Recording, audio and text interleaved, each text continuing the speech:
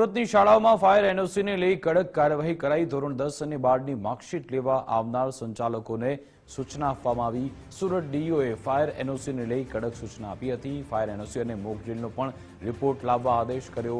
Surat DEO દ્વારા સોમવારે પરિપત્ર જાહેર કરવામાં આવ્યો હતો। શાળાઓએ ફાયર એનઓસી સાથે હાજર રહેવું પડશે। માર્કશીટ લેવા આવનારી શાળાઓને પણ આદેશ કરાયો।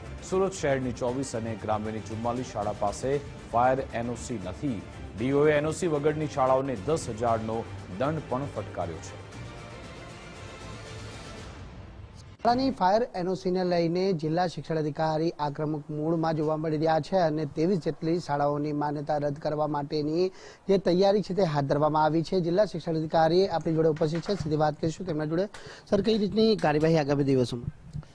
સુરત મહાનગરપાલિકામાં આવેલી પ્રાથમિક શાળાઓ કે જેમણે ફાયર એનઓસી રજૂ નથી કરી, વારંવાર તાકીદ કરવા છતાં જો ફાયર એનઓસી રજૂ નથી કરતી તો એ શાળાઓની માન્યતા રદ કરવા માટેની કમિટી બનાવવામાં આવી છે, જેની અંદર 5 સભ્યો છે। એની શાળાની તપાસ કરશે, એના આધારે રિપોર્ટ જમા કરાવશે। રિપોર્ટના આધાર પર શાળાની માન્યતા રદ કરવા માટેની કાર્યવાહી કરવામાં આવશે। સર, સુરતની કેટલી છે, જિલ્લાની? સુરત મહાનગરપાલિકાની પ્રાથમિક શાળાઓ 23 જેટલી શાળાઓ છે જે મારા અંડરમાં છે। 40થી વધુ શાળાઓ જિલ્લા પ્રાથમિક શિક્ષણ અધિકારીના તાબા હેઠળ અંદાજિત છે। મોક ડ્રીલ માટેનો પણ રિપોર્ટ ગુજરાત માધ્યમિક અને ઉચ્ચતર માધ્યમિક શિક્ષણ બોર્ડ દ્વારા હાલમાં જ માર્કશીટનું વિતરણ, વિજ્ઞાન પ્રવાહનું રિઝલ્ટ આવ્યા બાદ આજ રોજ તમામ શાળાઓને માર્કશીટ વિતરણ થઈ રહ્યું છે।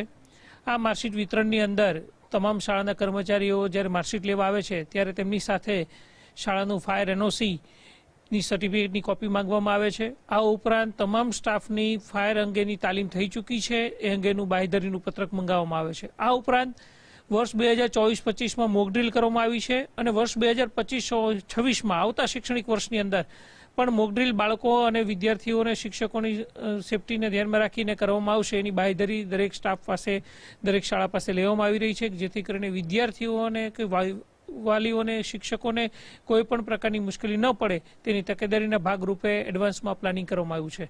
હાલમાં વેકેશનનો સમયગાળો ચાલી રહ્યો છે, જેથી કરીને શાળાની અંદર એનઓસી પૂરી થઈ ગઈ હોય, ફાયર એનઓસી, તો તેને રિન્યૂ પણ કરી શકાય અને આ પ્રોસેસ શાળા શરૂ થાય પહેલાં થઈ શકે તે તકેદારીના ભાગરૂપે આ કાર્યવાહી કરવામાં આવી છે।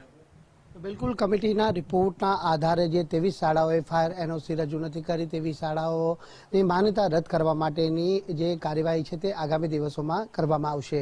કેમેરામેન દેવાંગ રાણા સાથે રાકેશ બ્રહ્મભટ્ટ, ગુજરાત ફર્સ્ટ, સુરત।